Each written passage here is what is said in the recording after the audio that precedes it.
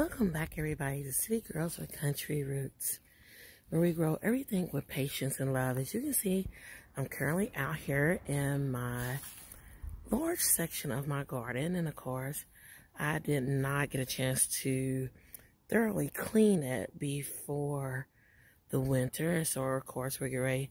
We're about a week or two out from spring.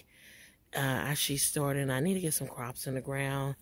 And I lost a few because, of course, we had a real bad, snow to come through over this past weekend. But, you know, the thing being is, it is what it is. So I went ahead and got me a few little cheater plants for just in case. And this is basically the bed that I lost a few things from on that end. So I went ahead and got me a few little cheater plants. And you can kind of see that there with the little flowers. I do have a few minor things I am going to have to still clean up, like my containers over there and the small raised bed section over there. So I thought I would just jump on here and kind of show y'all what it's going to look like by the time we get done, because over here is my beautiful lemon balm. I have out my trusty clippers so I can cut all this back, because it is more than time to get this stuff cut back. But as you can see, the lemon balm is already growing back in here. So I'm going to just remove all this dead foliage from last year. This right here, of course, is my asparagus crowns from last year, mixed in with my strawberry bed.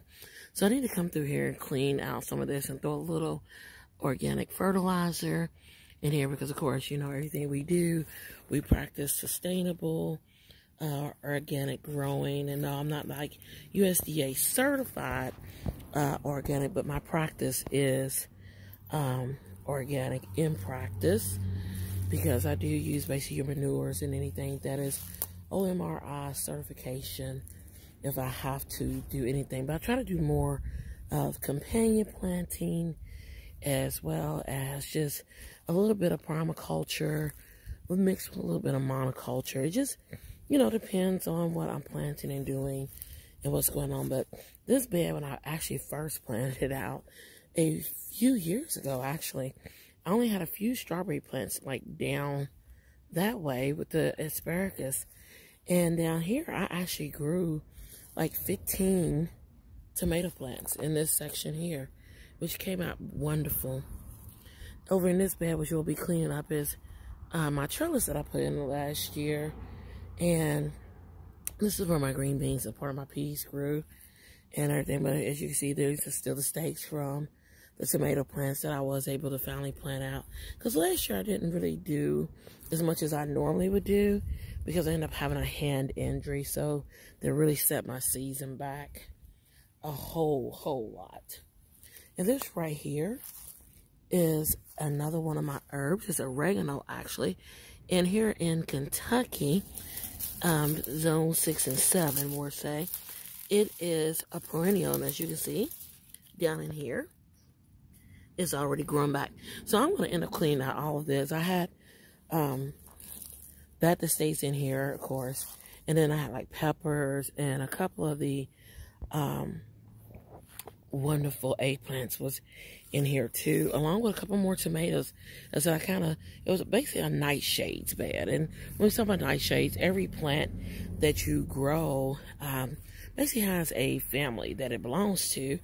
So like your eggplants and your peppers and your tomatoes are all part of what's called the nightshade family. And if you like cucumbers and everything and squash stuff, they kind of belong in what's called the cucurbits, in which last year I was able to go ahead and grow a few of my cucumbers up on this trellis. So I'm thinking I'm going to actually put some peas over here this year and everything. And here's the thing. Normally I do everything from seed, which I do have a few seeds started in the house.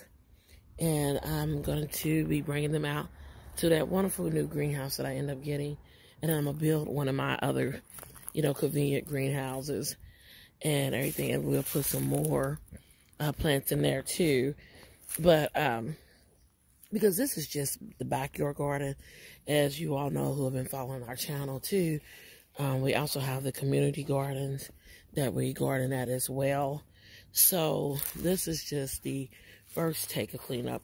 This is a little bed. This bed was used last year to grow purple kohlrabi for the most part.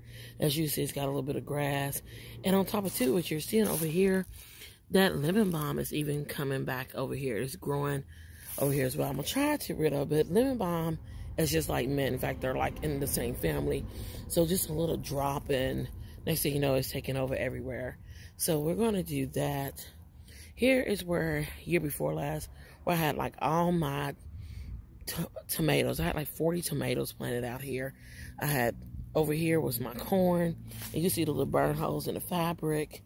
And you can see where the fabric actually had stayed down at one point. But we took the pins out of it because we got to take this up anyway. And wherever that this has actually remained, you see that there's like no weeds. But now they will come through any cracks, and they will come through the holes after so long.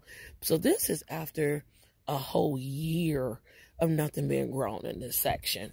So really this ground is good and rested.